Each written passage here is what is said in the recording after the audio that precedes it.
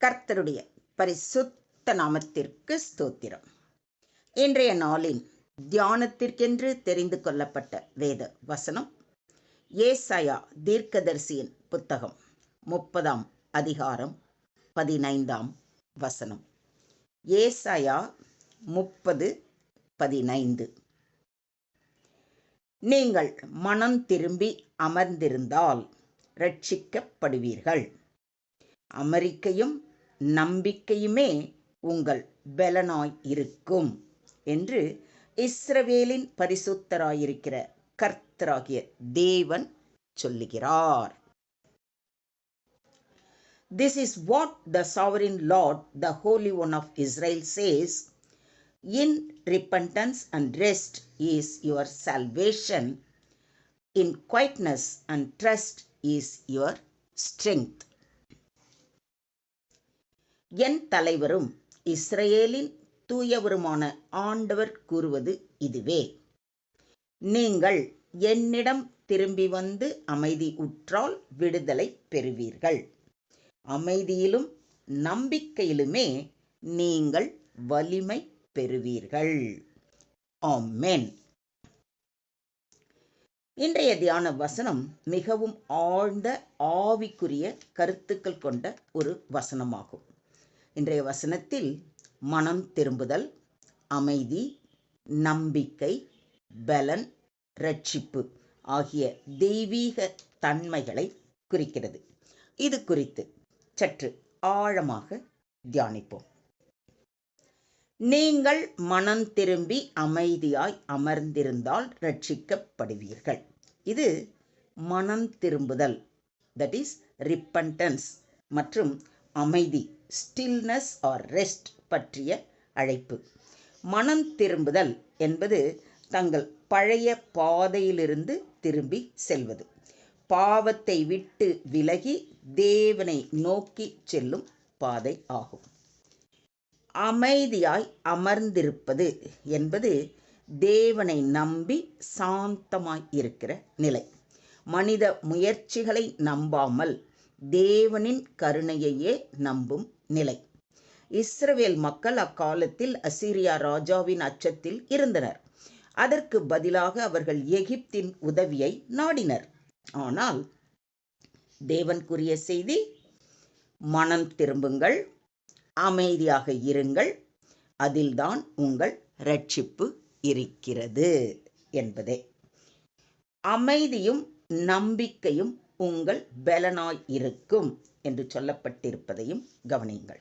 அமைதி, குவைட்னஸ் என்பது தேவ சமூகத்தில் நம்பிக்கையுடன் அமைதியாக பொறுமையாக காத்திருக்கும் நிலை. நம்பிக்கை, அதாவது ட்ரஸ்ட், கான்ஃபிடன்ஸ் என்பது தேவனுடைய வாக்குறுதிகளை உறுதியாக நம்பும் நிலை. இந்த இரண்டு பண்புகளும், அதாவது அமைதியும் நம்பிக்கையும், ஒரு விசுவாசியின் உண்மையான உள் வலிமையின் அடித்தளமாக இருக்கின்றன. தேவனில் நம்பிக்கையோடு அமைதியாக வாழ்பவரை உலகத்தின் எந்த அலைகளும் குலைக்க முடியாது. இதை விசுவாசிக்கிறீங்களா?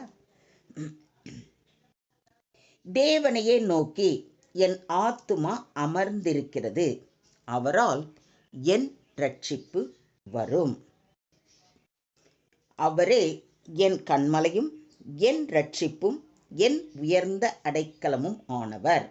நான் அதிகமாய் அசைக்கப்படுவது இல்லை என்று சங்கீதக்காரன் கூறுவதை சங்கீதம் 62 வாசிக்கிறோம். இங்கு தேவனையே நோக்கி என் ஆத்துமா அமர்ந்திருக்கிறது என்பது அமைதியாகவும் நம்பிக்கையோடும் தேவனை எதிர்நோக்கி காத்திருப்பதை குறிக்கிறது. இந்த நம்பிக்கையான அமைதியில்தான் இரட்சிப்பு உறுதி ஆகும். கர்த்தர் மேல் நம்பிக்கை வைத்து கர்த்தரை தன் நம்பிக்கையாக கொண்டிருக்கிற மனுஷன் பாக்கியவான். அவன் தண்ணீரண்டையிலே நாட்டப்பட்டதும் கால்வாய் ஓரமாக தன் வேர்களை விடுகிறதும் உஷ்ணம் வருகிறதை காணாமல் இலை பச்சையாய் இருக்கிறதும் மழைத்தாழ்ச்சியான வருஷத்திலும் வருத்தமின்றி தப்பாமல் கனி கொடுக்கிறதுமான மரத்தை போல் இருப்பான் என்று எரேமியா தீர்க்கதரிசி கூறுவதை எரேமியா 17ஆம் அதிகாரத்தில் வாசிக்கிறோம். தேவனிடத்தில் நம்பிக்கையோடு இருப்பவனுக்கு பசுமை, நிலைத்தன்மை, பயம் இன்மை ஆகியவை இருப்பதை இந்த வசனம் மிக தெளிவாக கூறுகிறது. இது நம்பிக்கையுமே உங்கள் பலன் என்பதற்கான உயிரோட்டமான விளக்கம். உன் தேவனாகிய கர்த்தர் உன் நடுவில் இருக்கிறார். அவர் வல்லமை உள்ளவர். அவர் இரட்சிப்பார். அவர் உன் பேரில் சந்தோஷமாய் மகிழ்ந்து தம்முடைய அன்பின் நிமித்தம் அமர்ந்திருப்பார். அவர் உன் பேரில் கெம்பீரமாய் களி கூறுவார் என்று செப்பனியா 3:17 வாசிக்கிறோம். இங்கு தேவனுடைய இரட்சிப்பு அன்பு மற்றும் அமைதி ஆகியவற்றுடன் உள்ளது. தேவன் நம்மை அமைதியாய் நமக்குள்ளே தாங்கி பாதுகாக்கிறார். நாம் எவ்வளவுக்கெவ்வளவு அமைதியாக பொறுமையாக அவர் சமூகத்தில் நம்பிக்கையோடு காத்திருக்கிறோமோ அதில் அவர் களிகூர்ந்து அவருடைய அன்பின் நிமித்தம் நம்மை இரட்சித்து பாதுகாப்பார். நானோவென்றால் கர்த்தரை நோக்கிக் கொண்டு என் இரட்சிப்பின் தேவனுக்கு காத்திருப்பேன். என் தேவன் என்னை கேட்டருளுவார் என்று மீகா தீர்க்கதரிசியின் புத்தகம் 7:7 வாசிக்கிறோம். அவரைப் போலவே நாமும் தேவ சமூகத்தில் அமர்ந்து பரிபூரண விசுவாசத்துடன் அவரையே நோக்கி பொறுமையுடன் காத்திருந்தால் நிச்சயம் நம்முடைய தேவைகளை சந்தித்து ரட்சித்து பாதுகாப்பார். இதையும் விசுவாசிக்கிறீங்களா? ஆகையால் மிகுந்த பலனுக்கு ஏதுவான உங்கள் தைரியத்தை விட்டுவிடாதிருங்கள். நீங்கள் தேவனுடைய சித்தத்தின்படி செய்து வாக்குத்தத்தம் பண்ணப்பட்டதை பெறும்படிக்கு பொறுமை உங்களுக்கு வேண்டியதாய் இருக்கிறது. ஆதலால் நீங்கள் இப்பொழுதே உபவாசத்தோடும் அழுகையோடும் புலம்பலோடும் உங்கள் முழு இருதயத்தோடும் என்னிடத்தில் திரும்புங்கள் என்று கர்த்தர் சொல்லுகிறார். நீங்கள் உங்கள் வஸ்திரங்களை அல்ல, உங்கள் இருதயங்களை கிழித்து உங்கள் தேவனாகிய கர்த்தரிடத்தில் திரும்புங்கள். அவர் இரக்கமும் மன உருக்கமும் நீடிய சாந்தமும் மிகுந்த கிருபையும் உள்ளவர். அவர் தீங்குக்கு மனஸ்தாபப்படுகிறவருமாய் இருக்கிறார். எனவே இன்றே மனம் திரும்பி முழு இருதயத்தோடு அவரிடத்தில் திரும்புவோமா?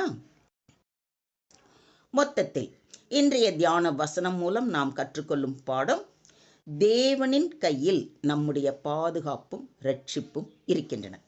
உலகத்தின் உதவிகள், நம்முடைய புத்திசாலித்தனங்கள் எல்லாம் சாய்ந்து போகலாம். ஆனால் தேவனில் நம்பிக்கையுடன் அமைதியாய் இருப்பதுதான் நமக்குள்ள உண்மையான ஆற்றல். தேவன் பாரம்பரிய முறையில் அல்ல, மனம் திரும்பி அமைதியாயிருக்கும் மக்களிடம்தான் கிருபையையும் வலிமையையும் தருகிறார். மனம் திரும்புதல் பிளஸ் அமைதி பிளஸ் நம்பிக்கை, தட் இஸ் ஈக்குவல் டு இரட்சிப்பு மற்றும் பலன். இதுதான் இன்றைய தியான வசனத்தின் ஆதாரமான உண்மை. தேவனை முழுமையாக நம்பி அமைதியுடன் மனம் திரும்பி அவரிடம் வரும்பொழுது அவரே நமக்கான வலிமையாயும் இரட்சிப்பாயும் விளங்குகிறார். இதையும் விசுவாசிக்கிறீங்களா? இன்றே அவர் பாதம் அமர்ந்து ஜெபம் செய்வோமா? ஸ்தோத்திரம் ஆண்டவரே, ஸ்தோத்திரம் கர்த்தாவே, ஸ்தோத்திரம் ஸ்தோத்திரம் ஸ்தோத்திரம் அப்பா.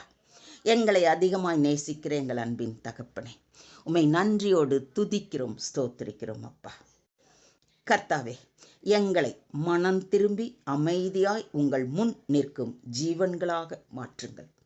உங்கள் மேல் பரிபூரண நம்பிக்கையோடு வாழ்வதிலே எங்களை பலப்படுத்துங்கள். உலகத்தின் குழப்பங்களிலும் அச்சங்களிலும் சிக்கி தவிக்காமல் உம்மை நோக்கி அமைதியாய் பொறுமையாய் காத்திருக்கும் ஆவியை எங்களுக்கு தாரும். எங்களை முற்றிலுமாக தாழ்த்தி உம்முடைய கரங்களிலே எங்களை ஒப்பு கொடுக்கிறோம். நீங்க பொறுப்பெடுத்துக்கோங்க, நீங்க வழி நடத்துங்க.